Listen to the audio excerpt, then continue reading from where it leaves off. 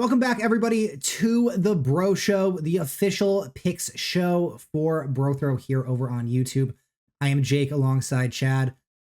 Been a good college football, good NFL week for us. We're going to move on to another strong week here in the gridiron world. Oregon taking on Wisconsin this week. The number one team in the country heads on over to Camp Randall Stadium. Fun matchup here. You know, these two teams haven't really played each other all that often, with Oregon moving over to the Big Ten this year for the first time. But they have shown a lot of success so far this year in the Big Ten. Of course, they are undefeated and the number one ranked team in the country. So will it continue this week at Wisconsin? I believe it will. You know, Wisconsin, they had a lot of high hopes for the season. Head coach Luke Fickell in his second year. He was a very highly touted coach that they brought over from Cincinnati when he made the college football playoff with the lower tier team. But so far, it really hasn't gone at Wisconsin the way they wanted to. They are 5-4, still needing one more win to make it to a bowl game. And they do have a tough schedule upcoming with Oregon, Nebraska, and Minnesota. And they've lost 2 consecutive games in a row, both by over 14 points. And they're now onto a backup quarterback in Braden Locke, who has kind of looked a little bit more down to earth than he did earlier in the season. You know, he started off the season pretty hot when he took over for Tyler Van Dyke when he got injured. But now that there's more tape on him, people understand what he's about. He's looking like the backup that we kind of expect him to be. So Oregon, you know, outside of the first 2 weeks of the season where they were, you know, getting a little bit more acclimated to the team, a little bit more acclimated to the roster, the only game that they didn't cover 14 points against in the Big Ten play was against Ohio State. I don't think Wisconsin's at that level. I think Oregon's locked in and they're very well coached. I like them here laying 14 points against a Wisconsin team that doesn't have a lot to play for outside of a bowl game, and it's probably not going to happen against Oregon this week. Give me the 14 points to Oregon. Yep, I think I agree with you. Just kind of dove into Oregon so far this season. They've scored at least 30 points in every single game. They're averaging over 35 points per game. And then you've got Wisconsin, who really hasn't been able to do much against their ranked opponents. You know, they've played USC. They put up 21 against USC, 10 against Bama, and 13 against Penn State. You know, Bama's got a much better defense than some of the opponents they play. Same thing with Penn State. But, you know, USC, just not impressive. You know, we mentioned earlier in the season, I think it was the Bama-Wisconsin week when I actually took Wisconsin. We mentioned this just isn't the Wisconsin powerhouse of the past when the running back and the offensive line.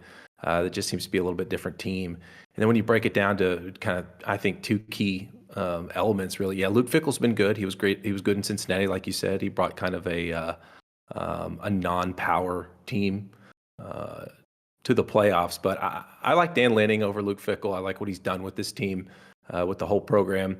And I like Dylan Gabriel over Braden Locke. Like you said, backup, starting to show up.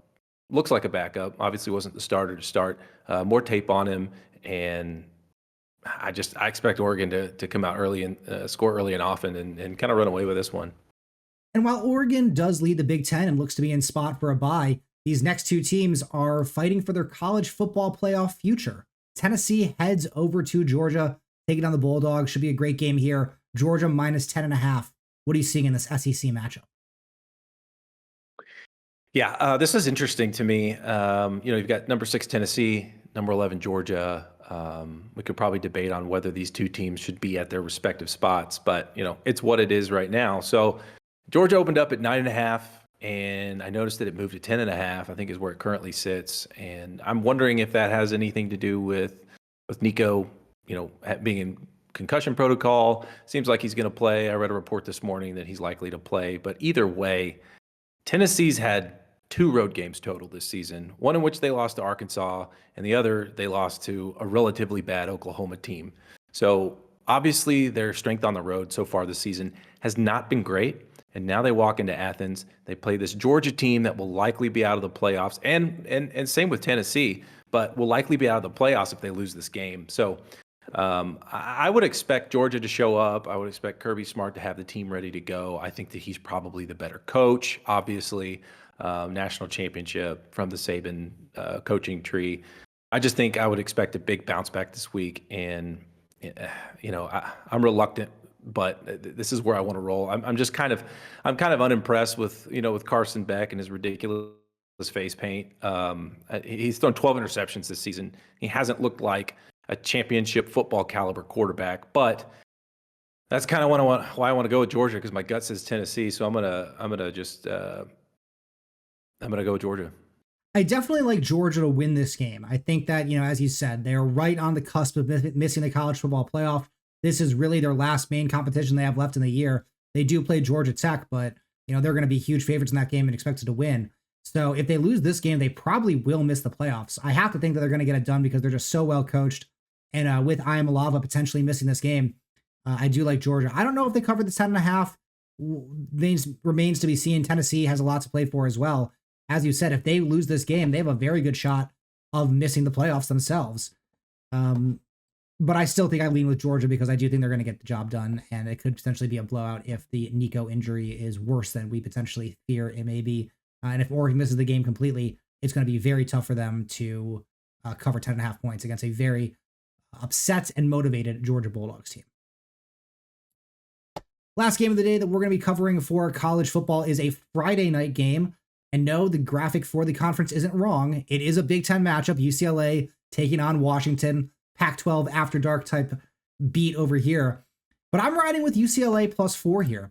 UCLA, I was very down on them to begin the season. You were also down on them. We've kind of dogged on them a few times over the course of this show so far this season. But I will give credit where it's due, and I will, happily eat my words when I'm proven wrong. And UCLA has proven over the last few weeks to be a very competent and decent Big Ten football team.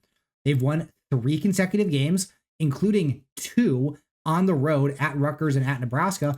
And then last week at home, beating Iowa again in this Friday night spot. Very, very impressive performance out of them. I was not expecting this type of turnaround at all from UCLA. And I'm willing to take points on the road here against a Washington team that I really think is very overrated. Outside of the Michigan performance, over the last 4 weeks, they have not looked that good at all. Yes, they did beat USC, but I feel that was more USC beating themselves versus Washington going out and winning that game.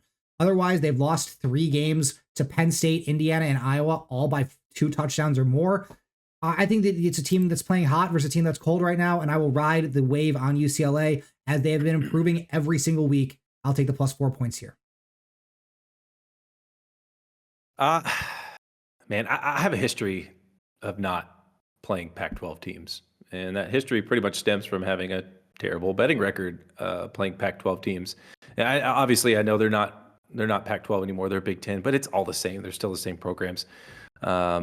Both of these teams, like you mentioned, have been pretty terribly inconsistent. UCLA has been better, like you mentioned. Washington loses to Iowa. UCLA beats Iowa. Washington loses to Rutgers. UCLA beats Rutgers.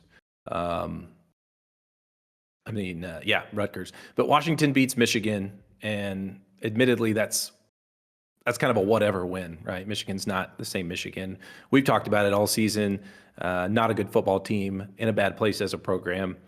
But you mentioned USC. Washington turned around. They played USC. I think UCLA plays them next week, so we'll see. But that doesn't help us for this week. And it's just one of those things. I'm just going to stay away. Go get them, Jake. Go get them. Take it down, big dog. I might play the over on this. It's at 47 right now. That's really the only thing that popped out to me, but I'm probably going to stay away. I probably won't even watch this game. I don't know. Washington, UCLA gives me very blah feels. Well, there's so many things to watch on a Friday night. You got NBA, NFL, NCAA football, NCAA basketball. And if you want to bet on any of those sports, go to BroThrow.com/YouTube to sign up for absolutely free today. You can place your bets on any sport you like. Every major sport is available on the site with more competitive prices and better prices than anywhere else on the market. Even odds for every spread and over-under available. Go to BroThrow.com/YouTube now to sign up today. What a smooth transfer. That was a nice segue, Jake. Well done. It was. We're starting to catch our stride, aren't we? Well, let's have another great segue. Heading over to the NFL, Bengals taking on the Chargers. We mentioned how Michigan was a bad team. A lot of that's because they lost head coach Jim Harbaugh.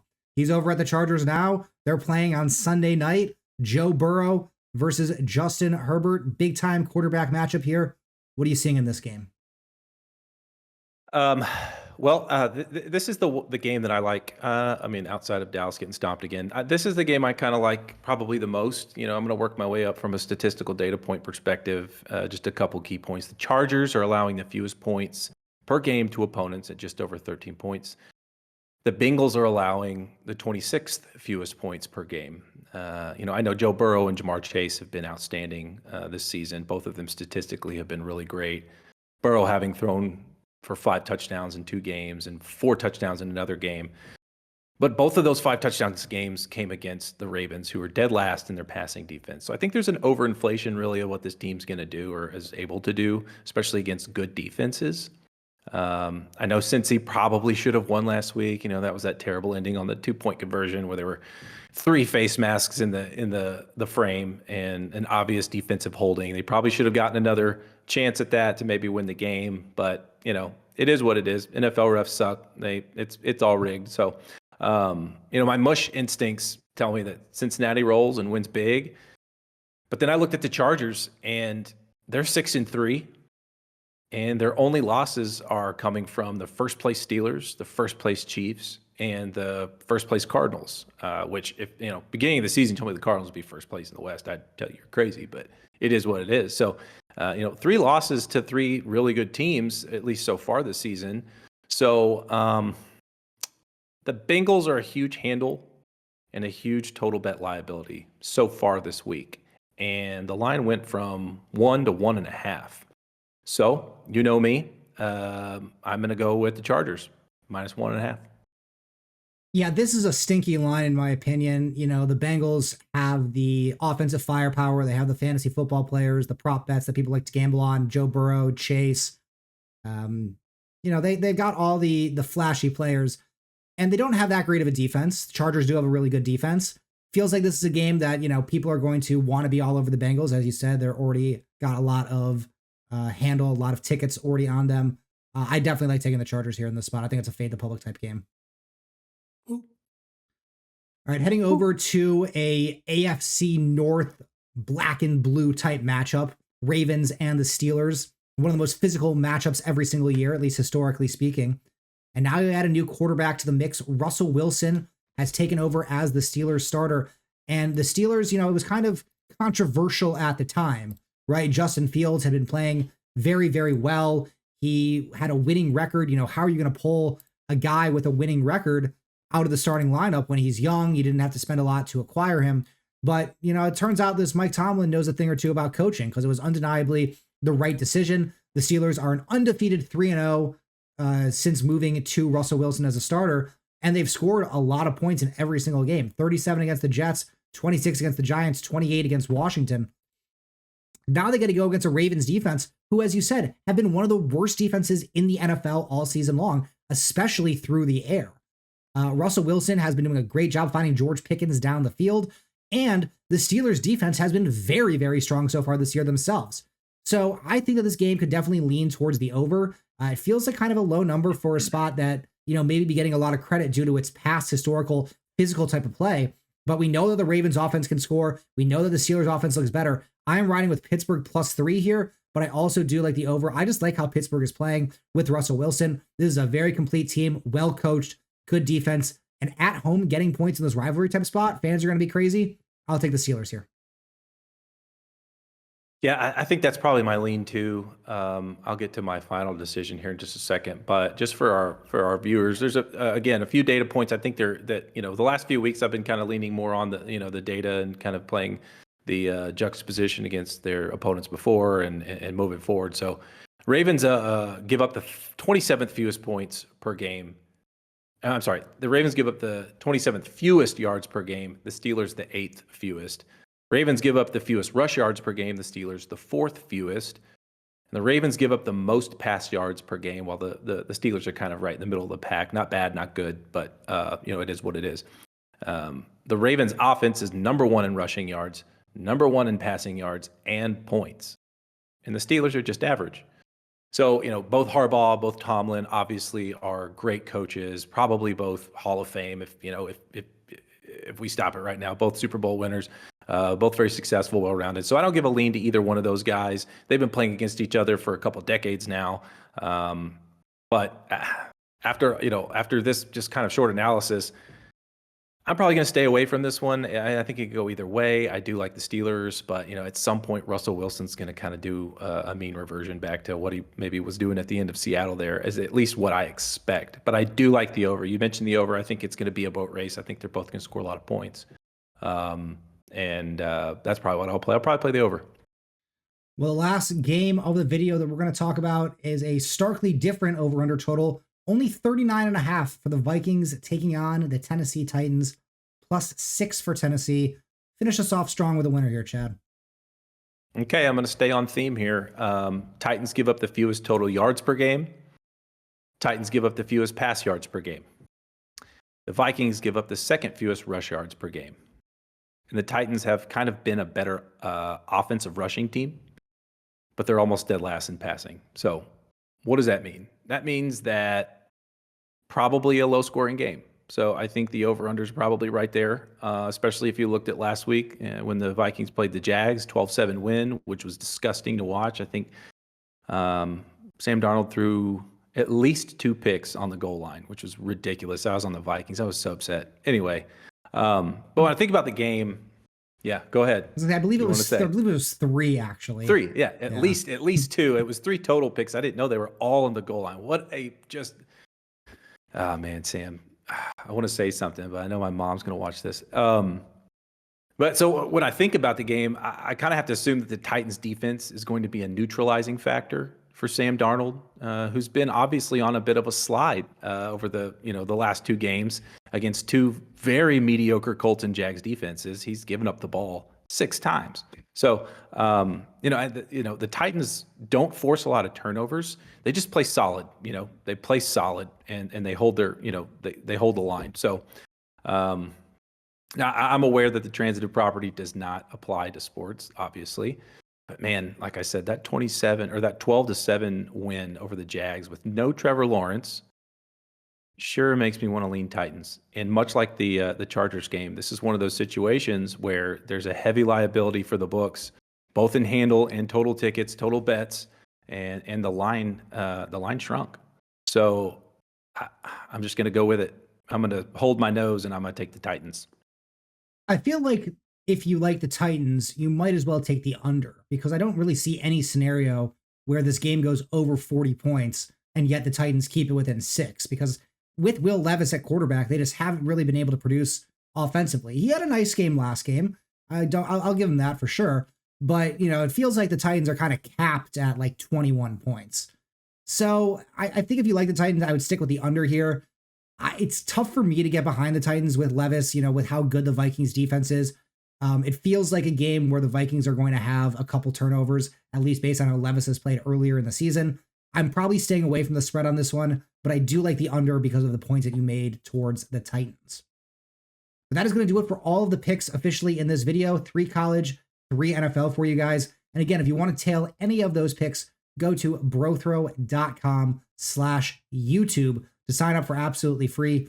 Chad, any last bits of info before we sign off on this one?